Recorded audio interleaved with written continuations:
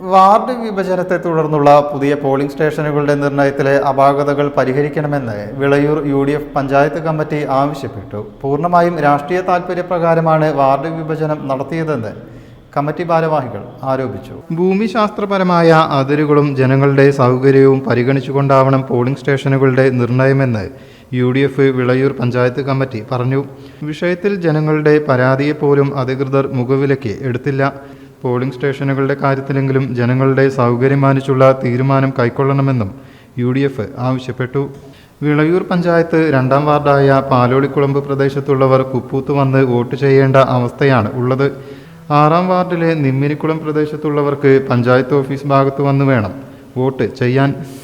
ഭൂമിശാസ്ത്രപരമായി തന്നെ 2 വ്യത്യസ്ത ഭാഗങ്ങളിൽപ്പെട്ട പ്രദേശങ്ങളിലെ ജനങ്ങളുടെ സൗകര്യം മാനിക്കാൻ അധികൃതർ തയ്യാറാവണമെന്ന് നേതാക്കൾ പറഞ്ഞു. UDF നേതാക്കളായ V. അഹമ്മദ് കുഞ്ഞി, Hussain Kandenkavu, Neeladi Sudhakaran, K. Ibrahimkutty, A. Sajeev Kumar, Paloli Abdurahman, VM Mustafa, Ismail Vilayur, KV Ummer, ചെറ്റാലിൽ Muhammad കുട്ടി തുടങ്ങിയവർ സംസാരിച്ചു. News desk media vision.